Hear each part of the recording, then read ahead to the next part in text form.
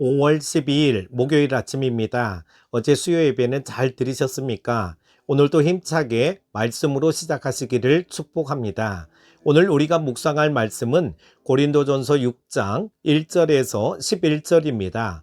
너희 중에 누가 다른 이와 더불어 다툼이 있는데 구태여 불의한 자들 앞에서 고발하고 성도 앞에서 하지 아니하느냐? 성도가 세상을 판단할 것을 너희가 알지 못하느냐? 세상도 너희에게 판단을 받겠거든 지극히 작은 일 판단하기를 감당하지 못하겠느냐? 우리가 천사를 판단할 것을 너희가 알지 못하느냐? 그러하거든 하물며 세상 일이랴. 그런즉 너희가 세상 사건이 있을 때에 교회에서 경히 여김을 받는 자들을 세우느냐? 내가 너희를 부끄럽게 하려 하여 이 말을 하노니 너희 가운데 그 형제간의 일을 판단할 만한 지혜 있는 자가 이같이 하나도 없느냐? 형제가 형제와 더불어 고발할 뿐더러 믿지 아니하는 자들 앞에서 하느냐? 너희가 피차 고발함으로 너희 가운데 이미 뚜렷한 허물이 있나니 차라리 불의를 당하는 것이 낫지 아니하며 차라리 속는 것이 낫지 아니하냐? 너희는 불의를 행하고 속이는구나. 그는 너희 형제로다.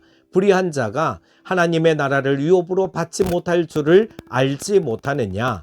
미혹을 받지 말라. 음행하는 자나 우상 숭배하는 자나 간음하는 자나 탐색하는 자나 남색하는 자나 도적이나 탐욕을 부리는 자나 술 취하는 자나 모욕하는 자나 속여 빼앗는 자들은 하나님의 나라를 유업으로 받지 못하리라. 너희 중에 이와 같은 자들이 있더니 주 예수 그리스도의 이름과 우리 하나님의 성령 안에서 씻음과 거룩함과 의롭다 하심을 받았느니라. 모든 것이 내게 가하나 다 유익한 것이 아니요 모든 것이 내게 가하나 내가 무엇에든지 얽매이지 아니하리라.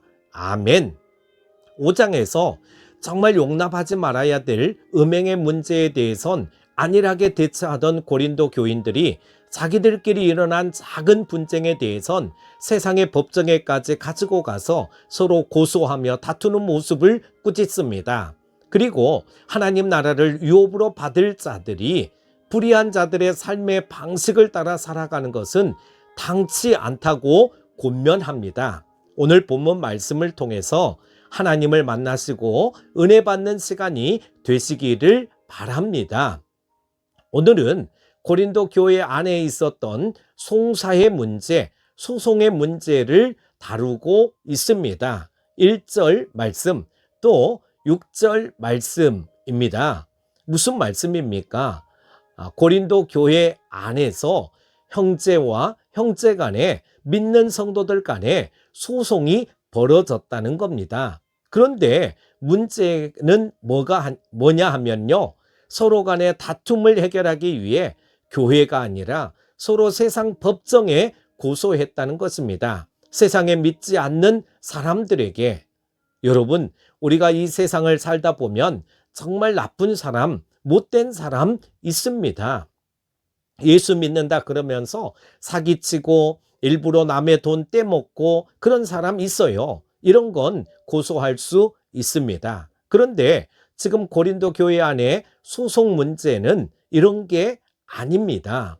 아주 작은 일인데 자기 이익을 위해서, 자기 자랑을 위해서, 자기가 높아지기 위해서 교인들끼리 서로 고소하고 교인들끼리 재판하고 교인들끼리 싸우고, 오늘 이런 형제 간의 소송의 문제에 대해 바울이 뭐라고 권면합니까? 7절 말씀입니다. 중요한 단어가 2번 반복해서 나옵니다.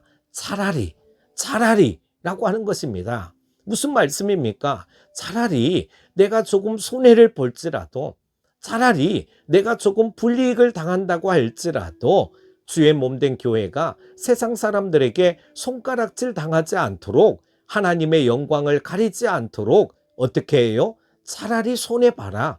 차라리 바보가 되라. 라고 하는 것입니다.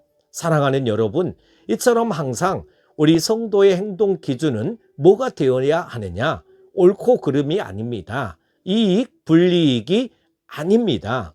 이것이 하나님의 영광이 되느냐, 아니냐, 이것이 혹시나 하나님의 영광을 가리는 거 아닌가? 이런 걸 늘 생각해야 되는 겁니다. 그래서 아무리 그것이 옳다고 할지라도 하나님의 영광이 가려지고 교회가 욕먹는 일이라면 차라리 손해보고 차라리 안 하는 게 우리 성도의 삶이라고 하는 것입니다.